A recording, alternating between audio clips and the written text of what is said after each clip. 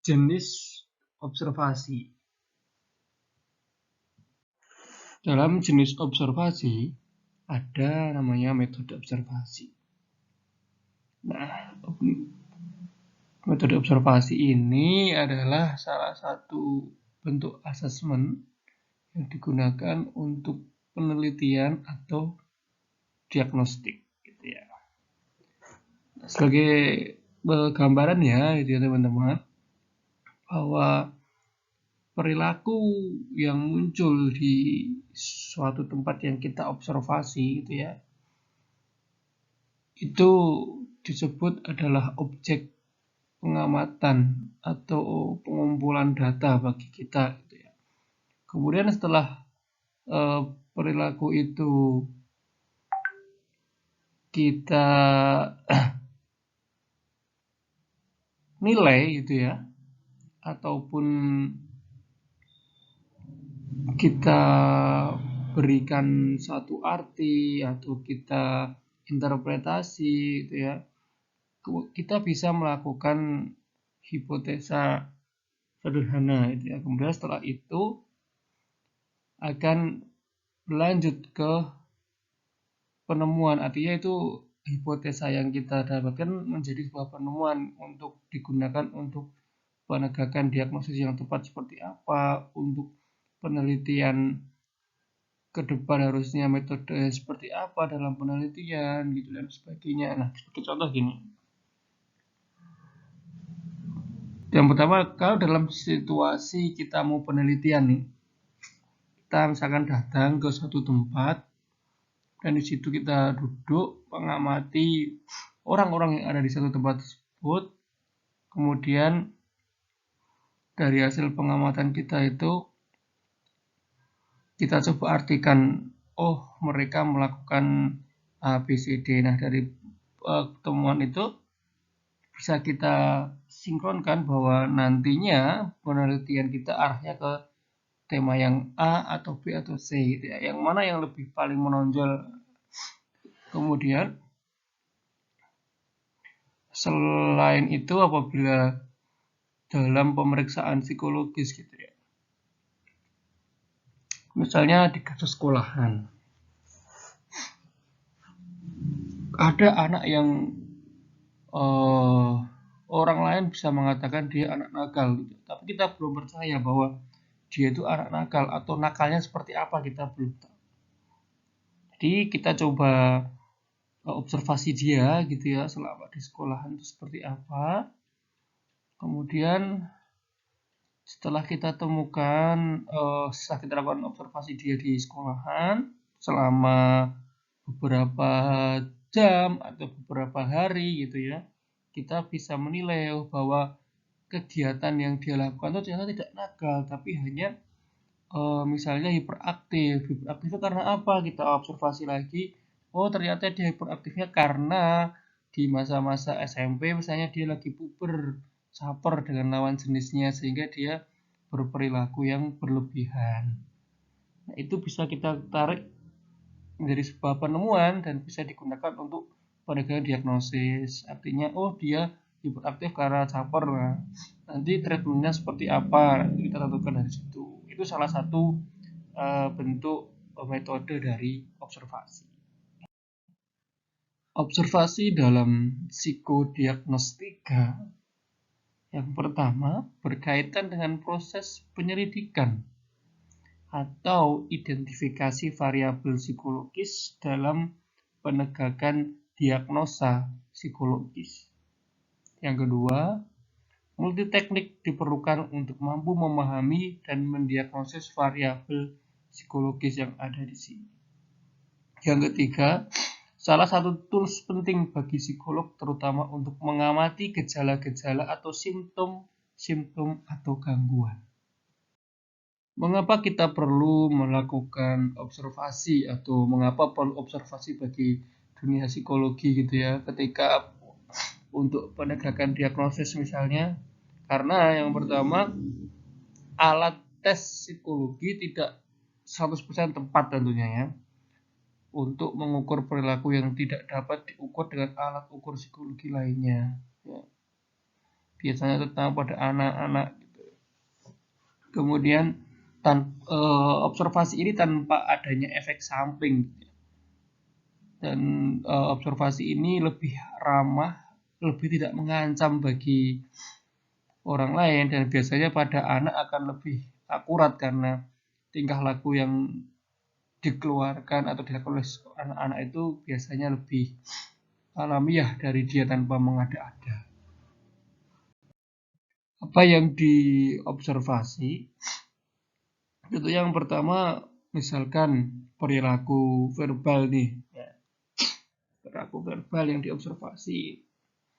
Nah, apa aja perilaku verbal itu? Ada dialeknya seperti apa, volumenya, ya itu suaranya itu kecil atau tinggi, ya, intonasinya seperti apa, apakah ketika dia ngomong ada salah ucap atau tidak, isi yang dia omongan itu apa, gitu ya, apakah dia gagap atau cadel atau tidak.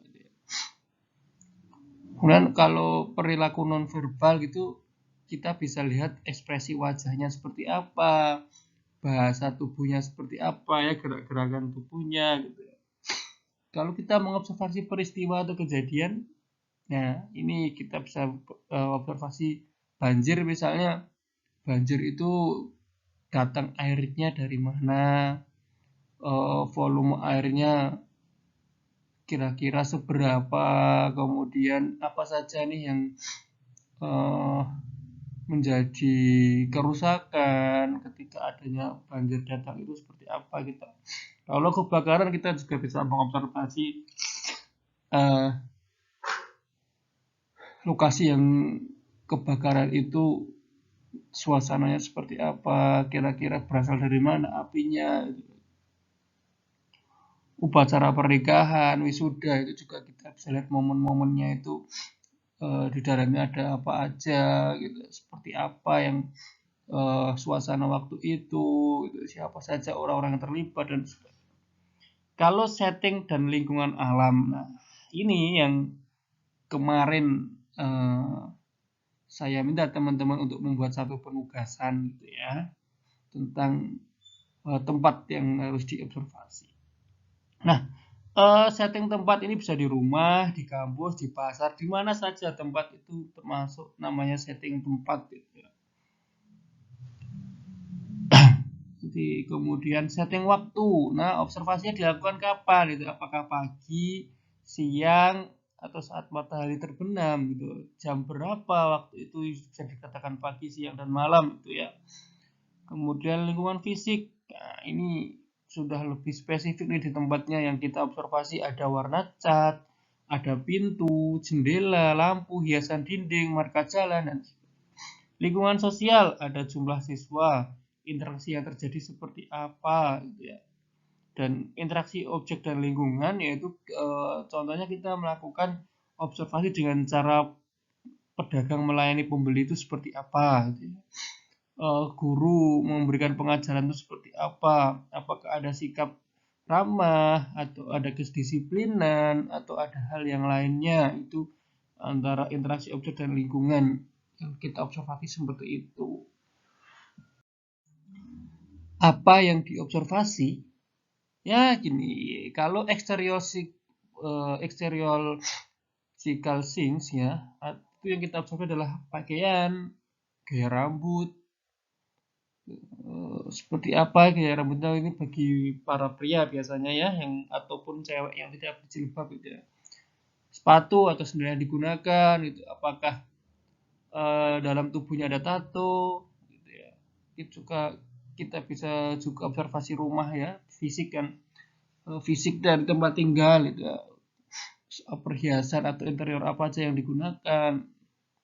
Kalau expressive movement gitu ya, kita akan mengobservasi gerakan-gerakan tubuh seperti gerakan mata, wajah, ya, postur, lengan, senyuman, kerutan dahi, dan lain sebagainya. Kalau physical location gitu ya, kita akan perhatikan personal space dan lingkungan fisiknya itu seperti apa. Kalau body language behavior itu seperti halnya kalau orang lagi menyilangkan kaki, menyilangkan tangan, itu termasuk body language yang kita observasi. Misalnya ada orang yang ketika diwawancara terus dia menjawabnya sambil terus bercakap atau menyilangkan tangan, itu kan salah satu bentuk apa ya, body language behavior yang dia lakukan gitu ya. Itu juga ada artinya nanti gitu ya, ketika wawancara kok tangannya seperti itu. Kemudian tim duration itu kita terapkan biasanya pada observasi saat di kelas sosial, adanya status di masyarakat, gender, dan sikap sosial lainnya. Dimensi di dalam observasi itu terbagi menjadi 3. Yang pertama ada partisipan dan non-partisipan gitu ya. Itu adalah di mana observer, kalau partisipan berarti terlibat langsung di dalam pengambilan data gitu ya. Kalau non-partisipan tidak terlibat secara langsung. Nah, nanti kita akan bahas pada step selanjutnya. Kemudian dimensi yang kedua ada overt dan covert. Itu artinya perilaku yang kita observasi itu kalau overt berarti kan nampak jelas, bisa dilihat oleh observer. Tapi kalau covert perilakunya tidak nampak secara jelas atau secara tajam, sehingga observer harus sangat jeli ketika melakukan observasi. Kemudian yang ketiga adalah alamiah dan buatan. Alamiah itu berarti kita mengobservasi tanpa melakukan setting terlebih dahulu, baik setting waktu, setting tempat, setting situasi, kita tidak melakukan settingan itulah. Tapi kalau buatan kita sudah menyiapkan aturannya gitu ya. Kita tetapkan misalnya jam sekian sampai jam sekian kita lakukan observasi, tempatnya di sini, orang-orangnya siapa saja, apa saja yang harus mereka lakukan. Nah, itu adalah observasi dalam dimensi buatan. Syarat observasi yang baik itu yang pertama, seorang observer harus memiliki alat indera yang baik gitu ya. Mohon maaf sebelumnya, seperti halnya observasi kan dilakukan harus pengamatan gitu ya, atau khususnya alat indera penglihatan itu harus berfungsi secara normal gitu ya, baik tanpa kacamata atau menggunakan kacamata tapi bisa melihat, karena kita sifatnya kan observer, pengamatan gitu ya.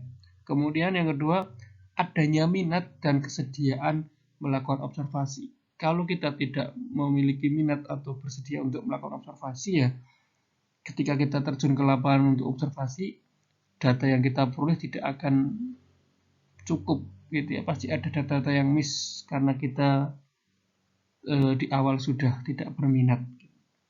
Selanjutnya, mengerti latar belakang tentang materi yang akan diobservasi. Jadi kita harus pelajari dulu.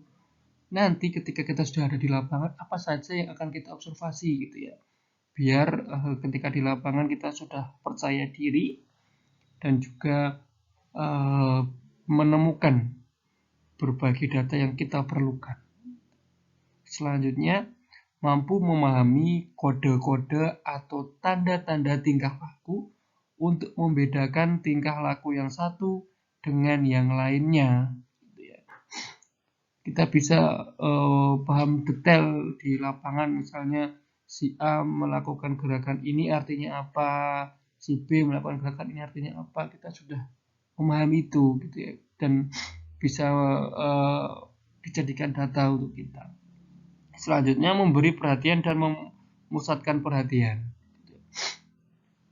Nah, artinya ketika kita ada di lapangan, ketika mengobservasi seorang atau satu kejadian, kita bisa perhatian terpusat di situ gitu ya, tidak di hal-hal yang lain supaya tidak ada data yang terlewat. Kemudian kita juga dapat melihat hal-hal yang detail gitu ya, apa saja detail perilaku yang mereka lakukan kita bisa lihat dengan jelas, dapat mereaksi dengan cepat dan menerangkan contoh-contoh tingkah laku secara verbal atau non-verbal apabila kita sedang berada di observasi partisipan. Misalnya ada yang tanya, kita bisa dengan cepat memberikan reaksi. Kemudian kita juga bisa menjaga hubungan antara observer dan observee. Observee itu adalah yang diobservasi gitu ya. Dan yang terakhir, observer sebaiknya bersikap netral dan bebas prasangka serta tidak cepat mengambil keputusan. Artinya kita perlu menuliskan semua hal yang kita lihat gitu ya. Kemudian barulah nanti kita interpretasi. Artinya kita ambil keputusan, oh tadi di sana ternyata ada ini gitu ya. Bebas prasangka artinya gimana? Kita tidak boleh judgement seorang begitu saja gitu ya. Perlu pertimbangan banyak hal.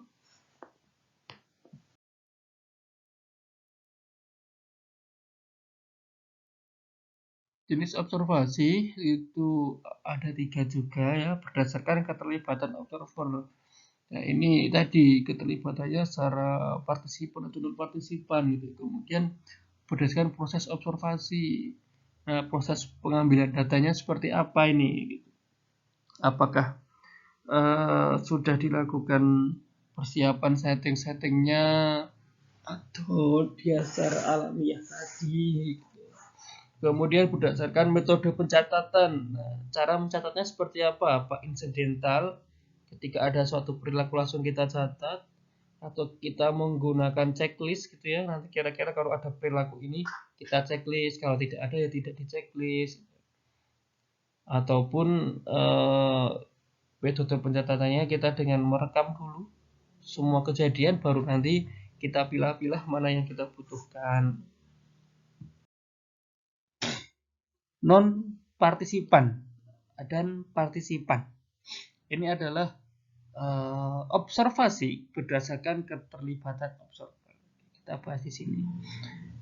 Non partisipan dulu ya. Non partisipan itu berarti observer tidak ikut serta dalam kegiatan yang dilakukan.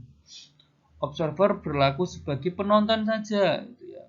Misalnya melakukan observasi di suatu pertandingan sepak bola, melakukan observasi di adanya kegiatan balapan, adanya tawuran gitu ya.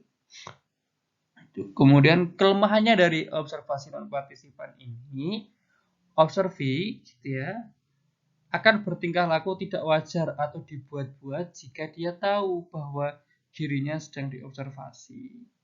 Lalu cara mengatasinya bagaimana? Ya hendaknya kita selaku observer dapat mengatur sedemikian rupa settingnya supaya observasi itu berjalan secara lancar gitu ya.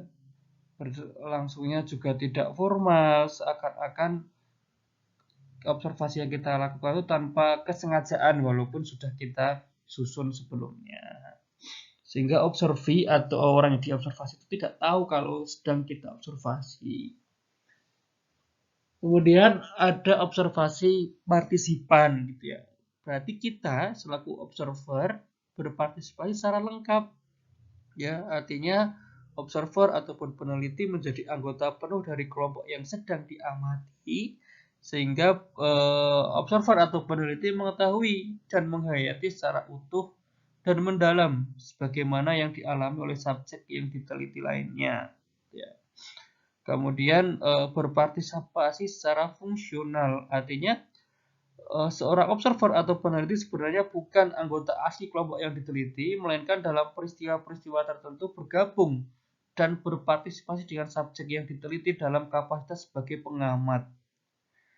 Dan partisipasi sebagai pengamat itu berarti peneliti atau observer ikut berpartisipasi dengan kelompok subjek yang diteliti. Tetapi hubungan antara peneliti dan subjek yang diteliti bersifat terbuka, tahu sama tahu, akrab, bahkan subjek yang diteliti sebagai sponsor penelitian itu sendiri. Berdasarkan proses observasi itu ada control observation, uncontrolled observation, dan experimental observation. Artinya kalau kontrol itu berarti proses observasinya sudah kita kontrol. Kemudian kita atur sedemikian rupa itu ya. Kalau uncontrol berarti tadi observasinya tidak kita atur. Kalau eksperimental berarti kita melakukan pengujian dua variabel gitu ya, antara variabel atau satu variabel tapi dengan dua cara pengujian, dengan cara A dan cara B. Nah, ini adalah penjelasan lebih lengkapnya dari control observation gitu ya. Yang pertama, prosedur serta pelaksanaan observasinya itu sangat ketat. Biasanya dibantu dengan alat-alat yang peka. Seperti di dalam ada lembar observasinya yang dipergunakan proses kontrol yang memungkinkan untuk observasi bisa diulang apabila tidak sesuai dengan keinginan observer gitu ya. Lembar observasi yang digunakan sendiri sangat terperinci gitu ya, dan rancangannya sangat kompleks. Apa saja yang harus diobservasi itu sudah sangat jelas di situ. Kemudian sebelum observasi dilakukan, dipelajari dulu secara teliti gejala yang akan diobservasi seperti apa. Perlu juga diadakan simulasi-simulasi biar jalannya observasi berjalan dengan lancar. Uncontrolled observation. Nah, ini penjelasannya ya, suatu proses observasi yang dilakukan secara spontan terhadap suatu gejala tertentu tanpa menggunakan bantuan alat-alat yang peka dan pengontrolan kembali atas ketajaman hasil observasi. Jadi apapun yang kita dapatkan hasilnya kita catat, yaitu adalah yang menjadi bahan observasi. Sekali pengamatan sudah selesai. Kemudian lembar observasi sebagai pedoman pelaksanaan sangat sederhana, berisi garis besar pedoman saja tanpa suatu rancangan yang kompleks. Jadi kita ketika membuat lembar observasi hanya gambaran secara umum saja apa yang mau diobservasi, kemudian datanya yang kita peroleh saat itu yang kita gunain, tidak perlu pengulangan observasi. Kalau yang kontrol tadi kan apabila datanya tidak sesuai yang kita inginkan perlu dilakukan observasi ulang. Sedangkan observasi eksperimental yaitu observasi dapat dilakukan dalam lingkungan alamiah atau natural ataupun dalam lingkungan eksperimental, artinya lingkungan yang sudah disiapkan.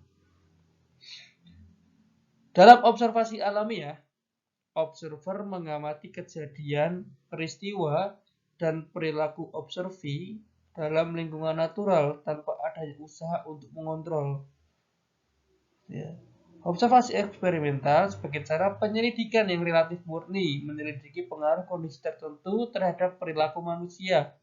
Faktor lain yang dikontrol secara cermat. Nah, itu materinya tentang jenis-jenis observasi ya teman-teman. Untuk pertanyaan lebih lanjut gitu ya, kita bisa diskusikan nanti di LIJO atau bisa by chat WA juga bisa teman-teman gitu ya. Dan yang ingin saya tagih ulang kepada teman-teman, silakan tugas observasi yang kemarin saya berikan gitu ya, bisa dikirim lagi ke WA saya saja karena di LIJO belum kerekam. Gitu ya teman-teman. Terima kasih dan wassalamualaikum.